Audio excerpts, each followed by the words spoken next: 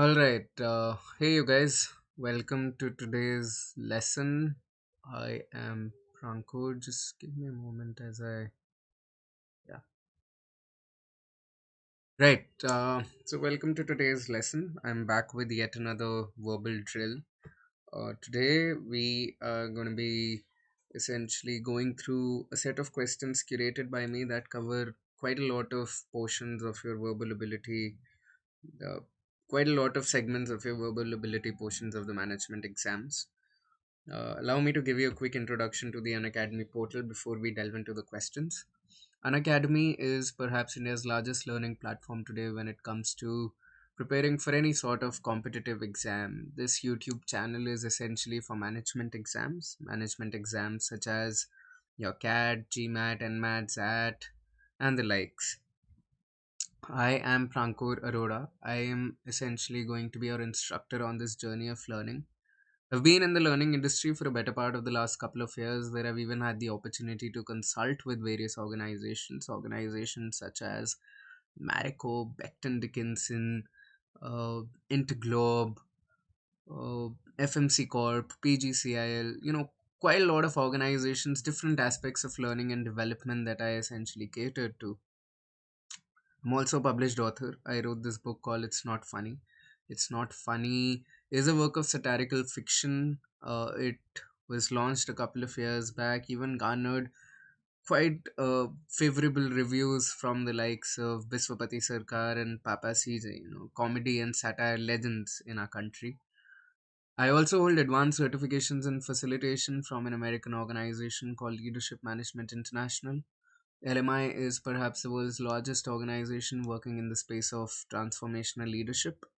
And I co founded this company called Thought Sutra. Thought Sutra is an initiative to empower the creative arts ecosystem in our country.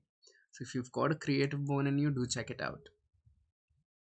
There are quite a lot of features that add to the Unacademy pedagogy. Some of those features include giving you access to daily live classes, where all kinds of interaction with the educator happens in real time. Be it chatting with the educator, engaging in discussions, asking questions, clearing doubts. All of it happens in real time, and question answers on the platform, on Academy platform, are conducted in the form of live polls. That's another thing. All the live tests and quizzes that are conducted in order to help you evaluate your performance, help you gain perspective about your learning journey, where you are versus where you ought to be, right? Stuff like that. Taking that stock, doing that kind of introspection is enabled by the regular live tests and quizzes that we conduct. All of the courses on the platform, they are structured courses, very much in line with the exam syllabus that you're preparing for. And with one subscription to the portal, you get unlimited access to anything and everything. All kinds of live and recorded courses that you can access from the comfort of any of your devices. All the educators on the platform, they're all highly credible people. They're here uh, because over the years they've mentored thousands and thousands of aspirants into various top tier management institutions, be it your MDIs, XLRIs, ISBs, even IIMs for that matter. You name it, they've cracked it. And now with one subscription, you don't even rather you don't even have to subscribe to the platform to start learning from these educators. You can avail their classes for free before deciding whether you want to enroll, whether you want to subscribe to the platform to avail the additional benefits or not. New batches, new courses, they keep on going live on the platform. Plus, a really cool thing is that we've got educators who teach in vernacular languages as well. So if you're not as comfortable with English, we've got educators who teaching in vernacular languages as well, right? And now a really cool thing is that you design your own schedule. You decide what are the kind of courses you want to enroll into, who are the educators you want to be learning from. All that ownership is on you.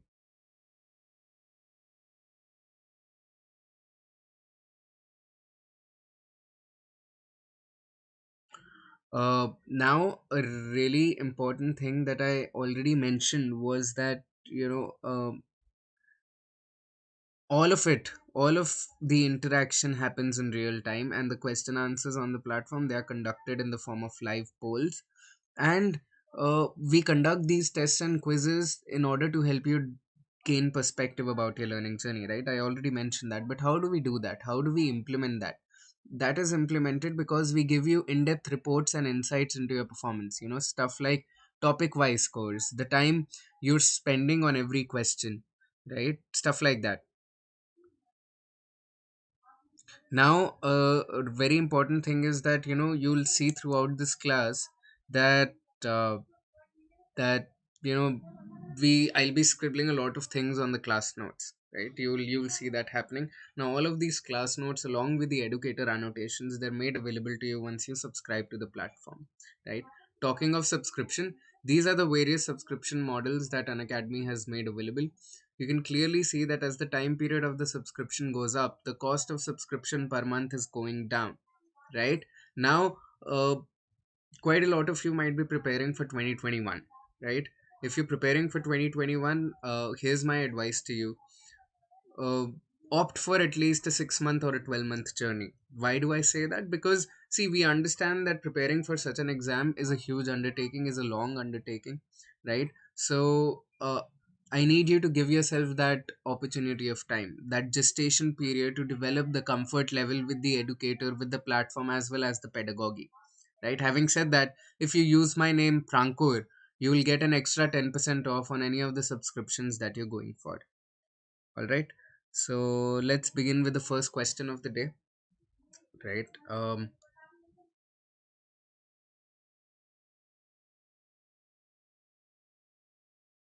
Right.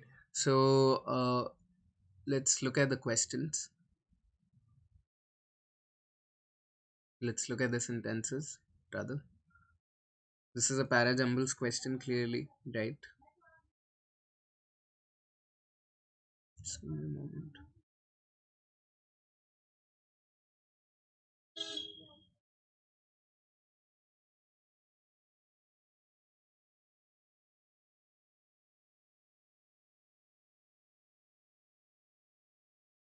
Just give me a moment.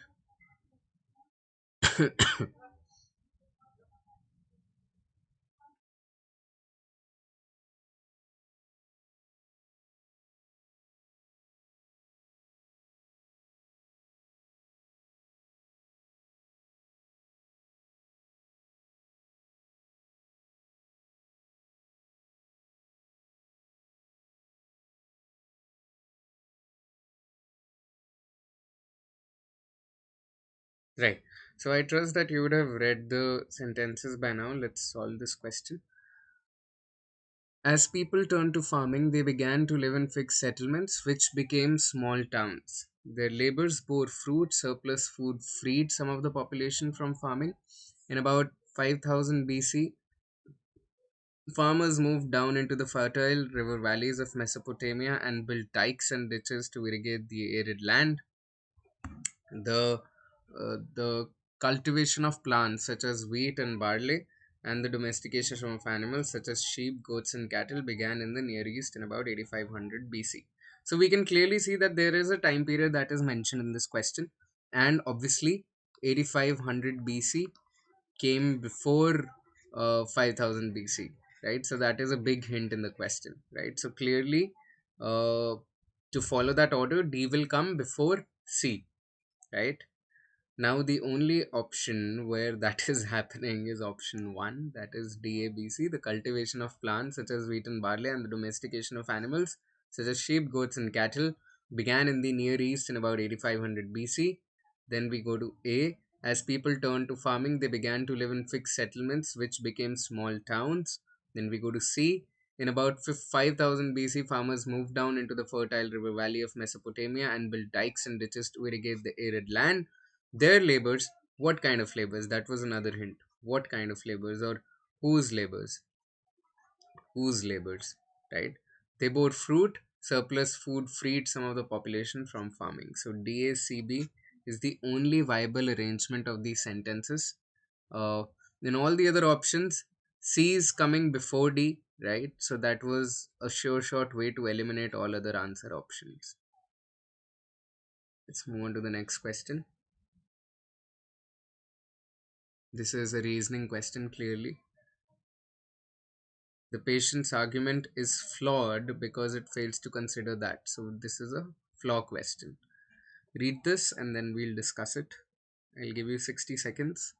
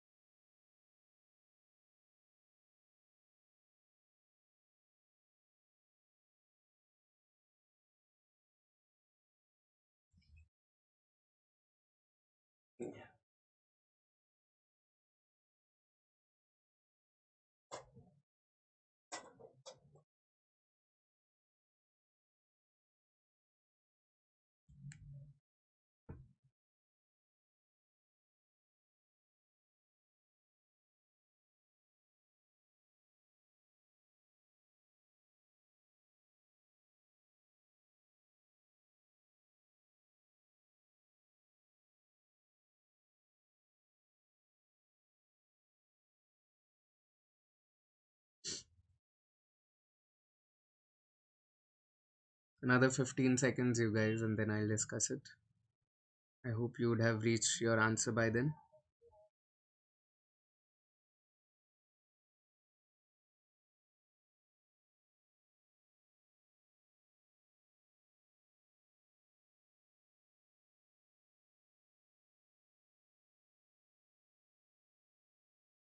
All right. So let's discuss this now. Um, the hormone melatonin has shown promise as a medication for sleep disorders when taken in synthesized form. Because the long term side effects of synthetic melatonin are unknown, however, I cannot recommend its use at this time, right? And the patient responds by saying, your position is inconsistent with your usual practice. You prescribe many medications that you know have serious side effects. So, concern about side effects cannot be the real reason you will not prescribe melatonin. So, what is the premise here? The premise is the physician says there is melatonin. It, when used in synthesized form, could show promise as medication. But the doctor adds, the physician adds by saying that I don't know the long term side effects, so I cannot recommend it right now. Patient responds by saying, but doctor, you prescribe other medicines that have serious side effects, and therefore, I find it hard to trust this reason of yours, right? And we have to figure out flaw. Now, a thing with flaw questions is that a really cool thing about the flaw questions is that, the flaw, the information that is causing the discrepancy, it is right there in the passage. However, when it comes to weakening questions or strengthening questions, we have to figure out external information that might attack the assumption of the passage. But with flaw, the information is right there in the passage itself, right? Let's go through all the answer options and follow the process of elimination. Option A. The side effects of synthetic melatonin might be different from those of naturally produced melatonin. Are we concerned about naturally produced melatonin? No, we are not. We're only talking about the synthesized form. So we can clearly eliminate option A. B. It is possible that the physician does not believe that melatonin has been conclusively shown to be effective. So look, the idea is the passage, the first line itself tells us that the physician knows that that melatonin in synthesized form is showing promise. So we cannot go against something that is already mentioned in the passage, right? So we'll eliminate B. About C. Sleep disorders, if left untreated, might lead to serious medical complications. Sleep disorders, if left untreated, might lead to serious medical complications. The idea here essentially is that maybe this is why the patient is going to the physician in the first place, because the patient wants to solve their sleep disorder problem, right? So we'll have to eliminate option C as well, because it is not a flaw, it is probably the reason why, because of which the patient is approaching the physician in the first place. D. Known risks can be weighed against known benefits, but unknown risks cannot. This kind of makes sense, right? Because the physician says it is showing promise. To me, side effects are unknown, so I can't recommend it. And the patient so says, some medicines have serious side effects, yet you prescribe them. So probably the physician is, because the physician knows those side effects, so the physician is able to prescribe them. Physician is able to weigh the pros and cons. In this case, side effects are unknown, so the physician therefore is shying away from prescribing the medicine, right? So this makes sense. This is something that the physician is failing to consider when the physician is saying these words, right? Let's move on to our next question now. Another parajumbles question.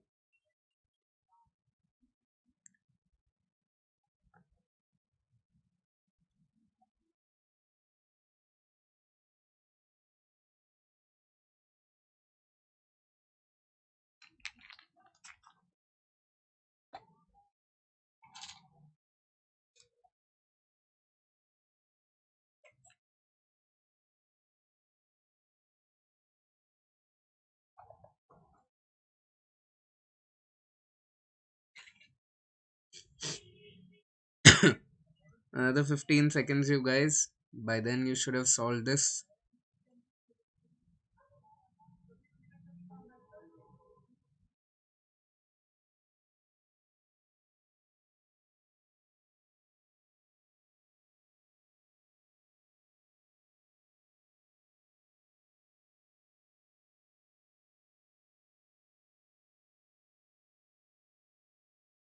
Right.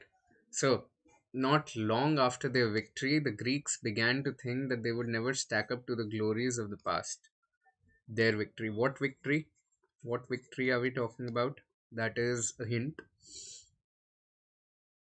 Throughout antiquity, those warriors, especially the Marathonomachae, who fought and defeated the Persian troops in the 490 BCE Battle of Marathon, would be revered as Athens' greatest generation. Okay. Even in the mid 5th century BCE, Athenians were already looking back with longing.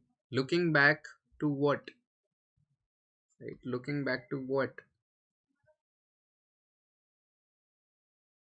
A few decades earlier, Athenian citizen soldiers had helped to rout the Persian invaders of Greece. A few decades earlier, alright. So this is another hint. You guys, uh, uh, looking back to what with longing? A few decades earlier, Athenian citizen soldiers had helped to rout the Persian invaders of Greece. So CD seemed like a link to me, right? What were we looking back to? We were looking back to this. And then DB are also a link because D is talking about routing the Persian invaders of Greece, and B is talking about how they did that.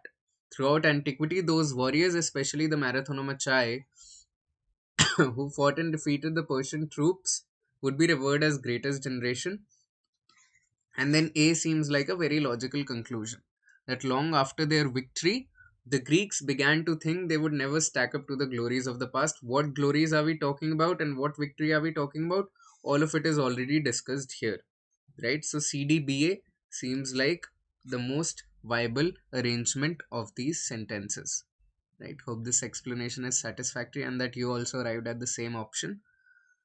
Let's move on to the next question now. A reasoning question.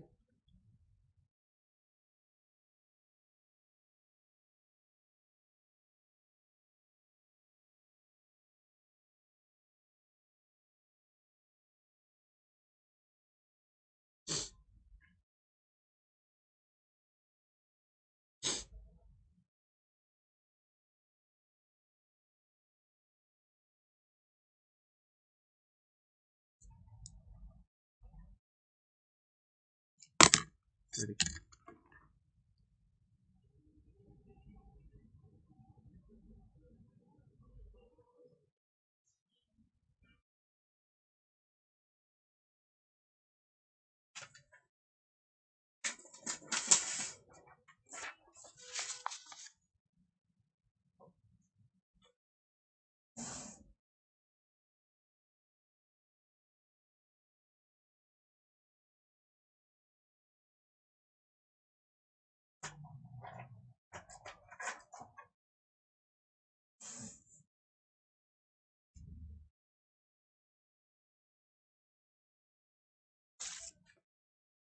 All right. Hope you've arrived at your answer option by now. Let's discuss what the passage is telling us, the paragraph is telling us.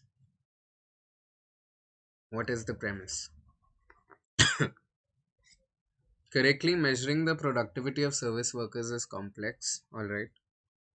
Consider, for example, postal workers. They are often said to be more productive if more letters are delivered per postal worker. Right.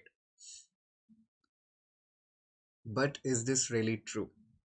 What if more letters are lost or delayed per worker at the same time that more are delivered? So, what are they saying? One, we are talking about service workers.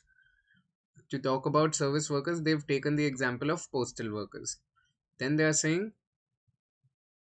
they're often said to be more productive if more letters are delivered per postal worker. Say we have postal worker A and postal worker B. We are saying if A delivers 50 and B delivers 100, B is more productive, right?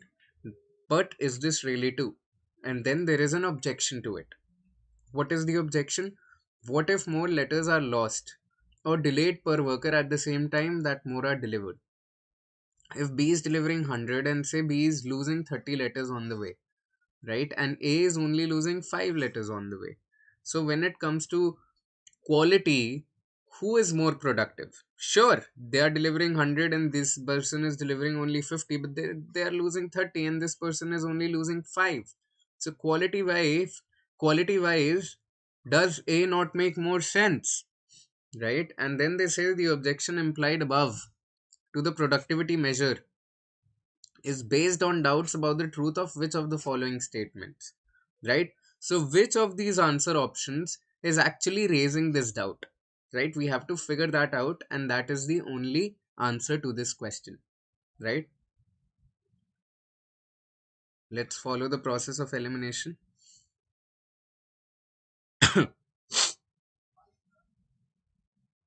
Answer option A: postal workers are representative of service workers in general. Again, this is not really doing anything about the objection. We have to figure out an option that describes the objection that is raised here, right? This is true. Postal workers are representative of service workers. That is why we've taken their example. Option B: the delivery of letters is the primary activity of the postal service. Sure, but again, this is not telling us anything about the objection. C: productivity should be ascribed to categories of workers, not to individuals.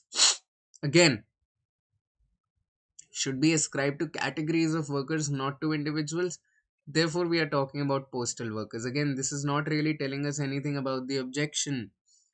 D: quality of service rendered can be appropriately ignored in computing productivity. This is true. This is what the objection is about, that we are only talking about quantity. What happened to quality? 100 is the quantity productivity measure करने के लिए, but 5 and 30, the amount number of letters they are losing, that describes the quality of the service, right? So why are we ignoring that when we are talking about measuring productivity of the workers? So D looks to be the only viable answer option here. E says number of letters delivered is relevant to measuring the productivity. It is relevant, that is why we're talking about it. It is again not telling us anything about the objection in the first place. So the only answer option that rings true is option D, right? Let's move on to the next question now. This is a para jumbles question,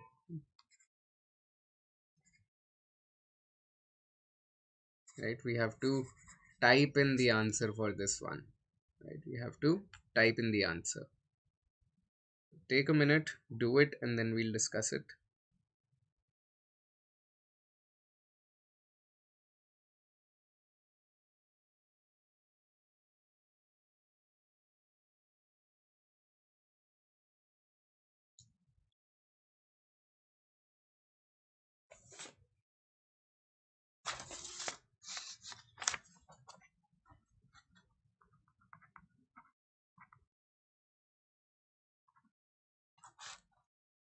I'll solve this with you.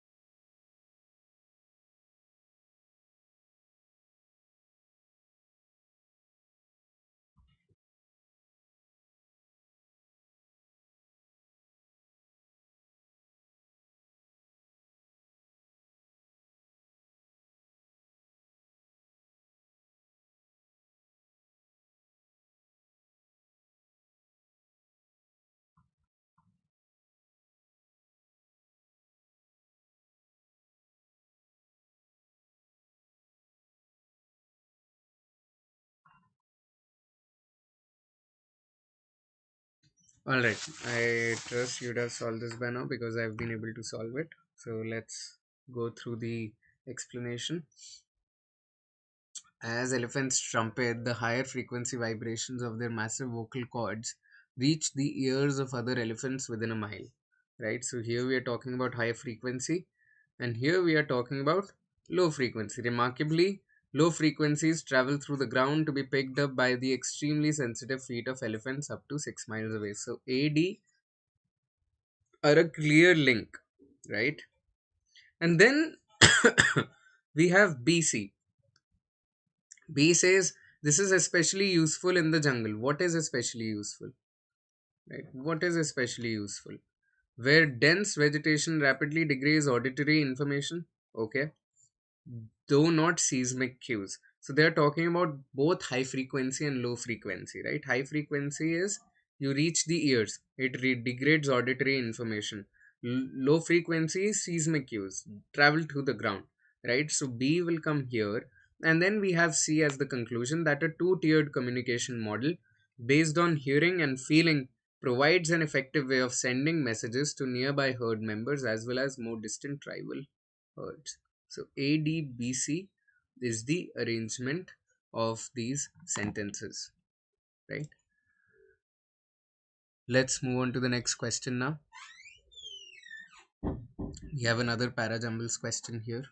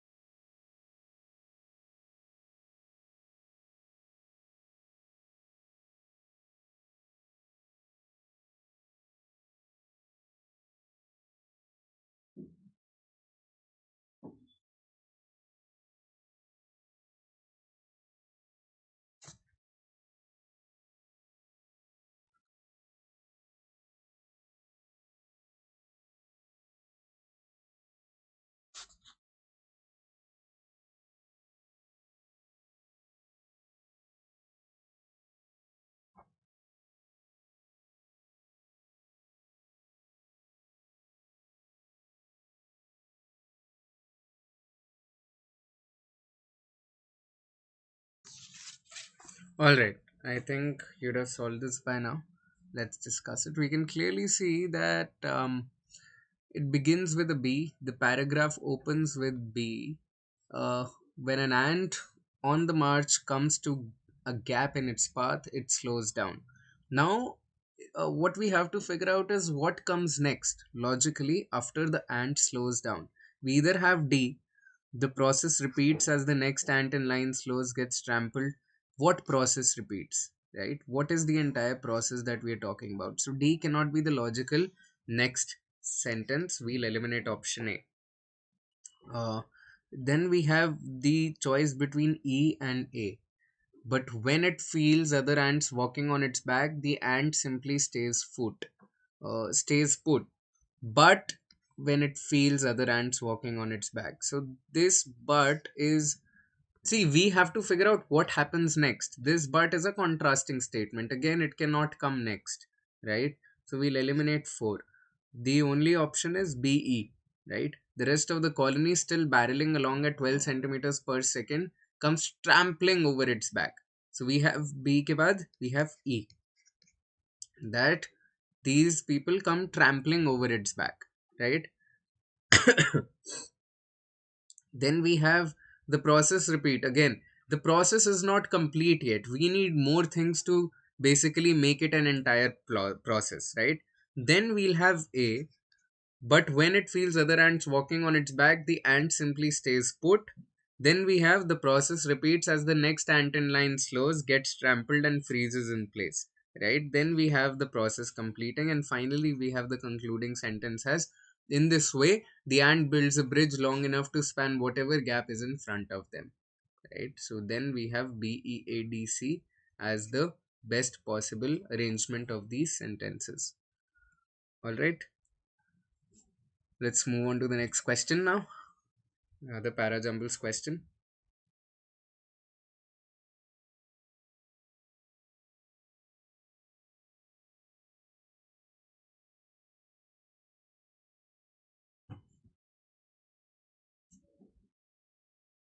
Just give me a moment, you guys.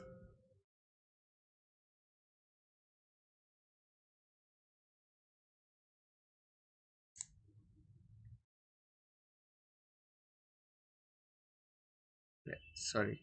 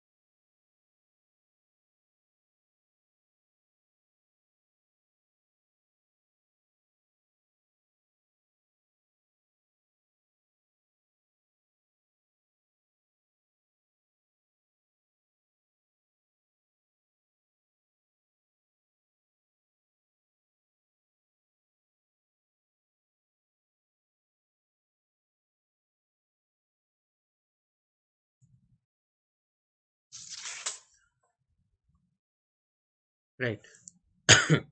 Okay, let's solve this one now. Hopelessness, exhaustion, and dwindling control over national economic life are the themes of politics all across the world. As a result, as a result of what? Right. As a result of what?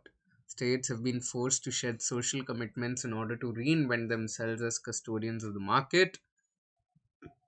This has drastically diminished national political authority in both real and symbolic ways. The destruction of state authority over capital has been the clear cut objective of the financial revolution that defines our present era. Right. So, we can clearly see that D and B are a link. Right? D and B are a link. The destruction of state authority over capital has been clear cut objective of the financial revolution that defines the present era. Destruction of state authority. As a result, states have been forced to states have been forced to shed social commitments in order to reinvent themselves as custodians of the market. What has drastically diminished? This has drastically diminished national political authority in both real and symbolic ways. Then we come with C, and finally we have A as the concluding sentence. Hopelessness, exhaustion, and dwindling control over national economic life are the themes of politics all across the world. Now, the idea here is that we could eliminate options 1 and 4 right away because we need D and B to be together, right? Then we have CA or AC. Either AC come before DB or CA comes after DB. Let's look at these sentences, right, to figure this out. Hopelessness, exhaustion, and dwindling control over national economic life are the themes of politics all across the world. This has drastically diminish national political authority in both real and symbolic ways, right? Now, understand that sentence D talks of state authority, right? And sentence B talks of what states have been forced to do, right? When we talk about national political authority, A is not expressing that. A is talking about different themes of politics, right? So if C were to come before D, it will not make sense. But if D, B are talking about state authority, then C can talk about national authority, right? And that is where A becomes a concluding sentence instead of the opener, right? And that is why we eliminate option 2 and we go with option 3. Cool. Let's look at the next question. Which of the following, if true, undermines the argument above? Sorry about that.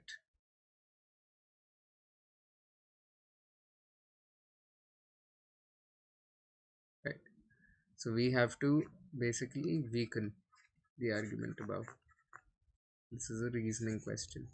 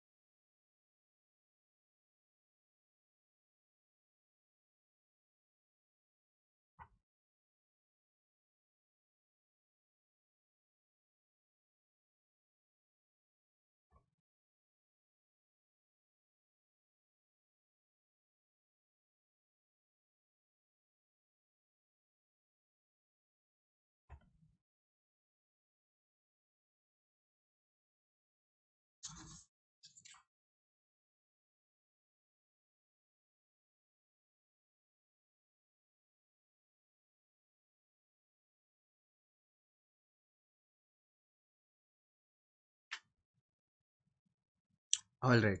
Let's discuss this now. I hope you've solved it by now. The premise. What is the premise here? Right.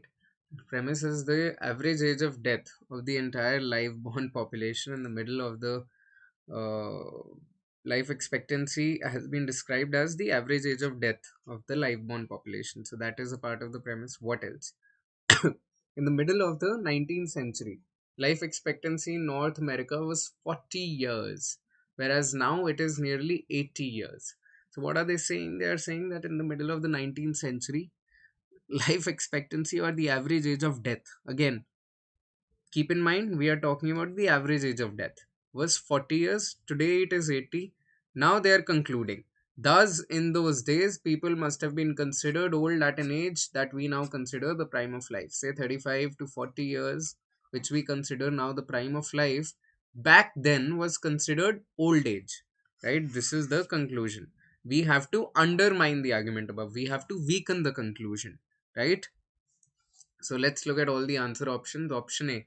In the middle of the 19th century, the population of North America was significantly smaller than it is today. See, when we're talking about average age, we don't care about the size of population. It could be small, it could be huge. We are talking about average age, right? So when we are talking about average, we are not considered about this. We are not concerned about the size. Option B. Most of the gains in life expectancy in the last 150 years have come from reductions in the number of infants who die in their first year of life. Now, this kind of makes sense. What are they saying? They are saying that in life expectancy over the past 150 years, the gains have come because infant mortality rate has gone down. क्योंकि अगर हमको average करना है, say we are talking about average life expectancy of 3 people, x plus y plus z. ठीक है, divided by 3, hypothetically. अब मेरे पास x और y है, which is x, y, z are the average age of people at the time of their death, right? Now I am saying people are dying at 60, 70, 80 years of age, right? So I'll add these three. What if in the 19th century, 150 years back, what if x and y were, say, 0 plus 1 plus 0 means that the baby is born dead. One is baby is dying at the age of 1. And the third is 70. Right? So my average age of average age at death, which is life expectancy, it is really, really low. Because the first two, x and y, are below 1, or rather x plus y is equal to 1. But here x plus y is 130. Right? So this kind of makes sense. I'll go with option B. C. Many of the people who live to an advanced age today do so only because of medical technology that was unknown in the 19th century. Again, we're talking about people who live to an advanced age today, but we're not talking about people back then. Why was life expectancy low back then? I need to figure that out as well. I need to account for that. This option is not doing that, so I'll eliminate it. D. The proportion of people who die in their 70s is significantly smaller today than is the proportion of people who die in their 80s. Again, we are only talking about people today. What about people 150 years back? What about people in the 19th century? I'm not doing anything about that. I'm not saying anything about that. So, how am I undermining the argument? I have to undermine the argument by defining what was happening back then, right? D is not giving me that either. So, I'll eliminate option D. Therefore, the only viable explanation is option B. Next question, we have to again decide on a proper sequence of these sentences.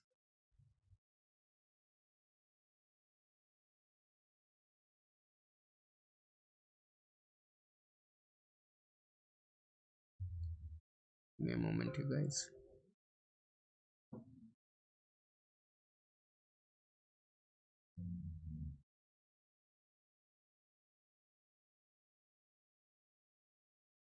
Sorry.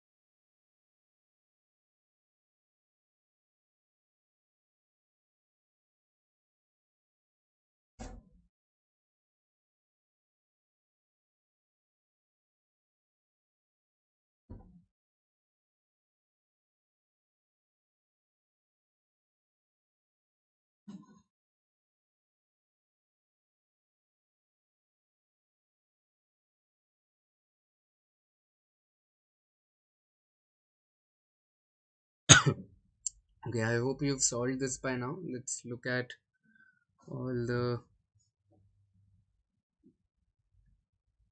sentences. If you've seen a little line of text on website that says something like customers who bought this also enjoyed that, you have experienced this collaborative filtering firsthand. Now the first sentence itself is saying this collaborative filtering. That means before this we have to mention collaborative filtering and give context for that, because then we are giving examples here, right? The problem with these algorithms, what algorithms are we talking about, is that they don't take into account a host of nuances and circumstances that might interfere with their accuracy. If you just bought a gardening book for your cousin, you might get a flurry of links to books about gardening recommended just for you. The algorithm has no way of knowing you hate gardening and only bought the book as a gift. Okay. Collaborative filtering is a mathematical algorithm by which correlations and co-occurrences of behaviors are tracked and then used to make recommendations. So, what are we talking about? This is where we are defining collaborative filtering, which sentence one was mentioning. So, ideally, 4 and 1 are linked and 1 comes after 4, right? Collaborative filtering is a mathematical algorithm by which correlations and co-occurrences of behaviors are tracked and then used to make recommendations. If you've seen a little line of text on website that says something like customers who bought this also enjoyed that, you've experienced this collaborative filtering firsthand. Now we have to figure out the arrangement of 2 and 3. The problem with these algorithms is that they don't take into account a host of nuances and circumstances that might interfere with their accuracy. You just bought a gardening book for your cousin, you might get a flurry of links. This algorithm has no way of knowing you hate gardening and you only bought book as. So 3 is an example of what you're talking about in 2. We can clearly see 2 is defining the problem, right? They don't take into account a host of nuances and circumstances that might interfere with their accuracy, and 3 gives us an example of the same, right? If you bought a gardening book, you might get a flurry of links to books about gardening recommended just for you. The algorithm has no way of knowing you hate gardening and only bought the book as a gift. So 3 is describing the accuracy bit that sentence 2 is talking about. So 4, 1, 2, 3 is the best possible arrangement of these sentences, right? All right, last question of the day, you guys. Which of the following conclusions can most properly be drawn from the information above?